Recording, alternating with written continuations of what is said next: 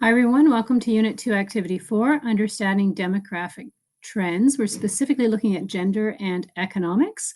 This is not only the fourth assignment for this unit, but it's also the summative assignment, so the last assignment for that unit that comprises everything that you've done thus far. For the Minds On section, you're going to be actually looking at the interesting debate of nature versus nurture. So you've probably encountered nature versus nurture in a biology class.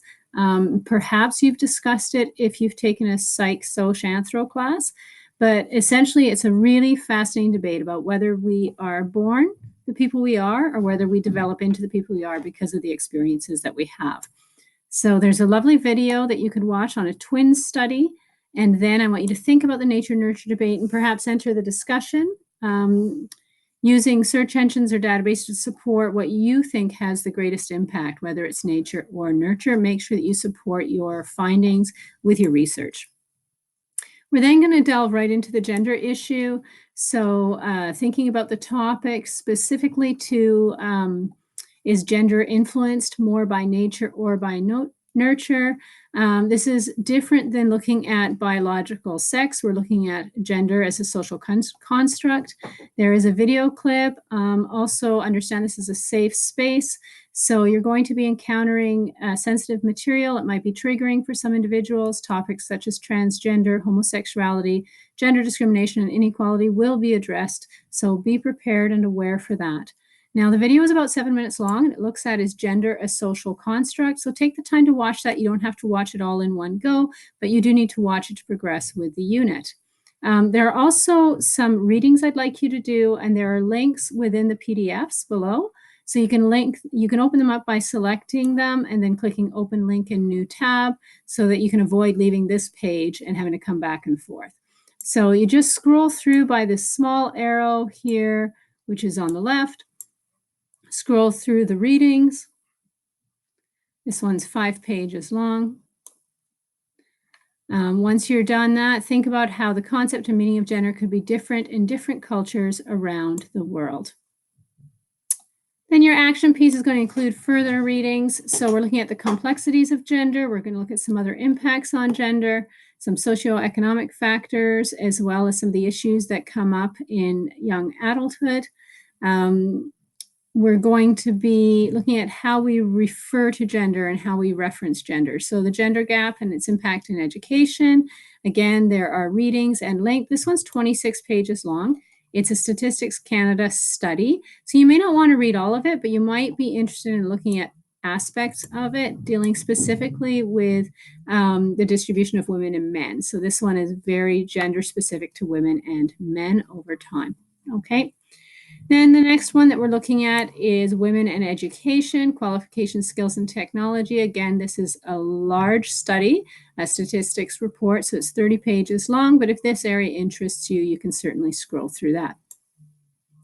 Gender gap in employment, looking at women in paid work, and gender gap in income, looking at income changes over the last 3 decades. Now, most of the readings that we're doing are dealing specifically with male or female gender, simply because that's the most recent statistics that we've been able to have access to within the course.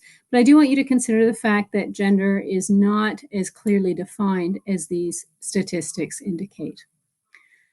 We're going to introduce the course culminating. So that's the culminating for the entire course. And I know we're not even halfway through yet, but it's something I want you to keep in the back of your mind, because some of the information we're learning through the different units might be impactful to your final project. So you may want to keep information in your portfolio or just some notes on hand.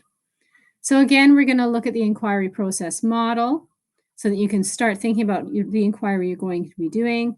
So in Unit 2, you're thinking about a topic, exploring a topic or phase of the inquiry process that you would like to know more about. In 2 to 4, you're going to start researching. So I want you to start thinking about the research you would need to help answer whatever question it is that you're developing. We'll talk more about that in a second. And in Unit 5, you're going to submit your final assignment and reflection.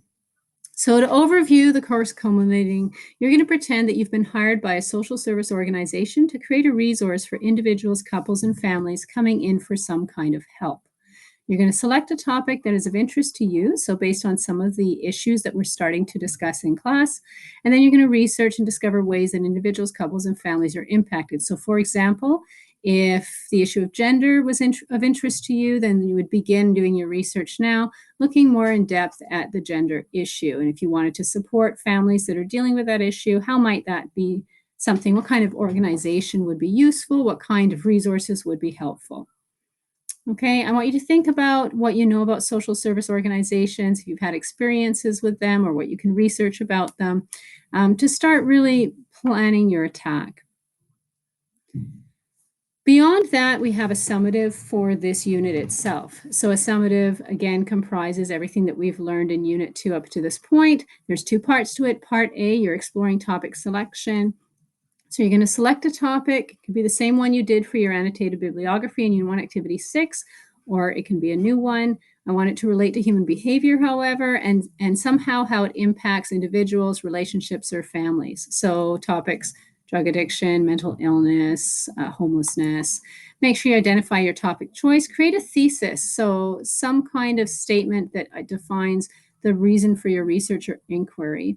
And then submit your topic and thesis to me and retain it as part of your reflection for 5. So make sure that this ties into maybe some area of interest that you're possibly going to research when putting together your social service organization for Unit 5.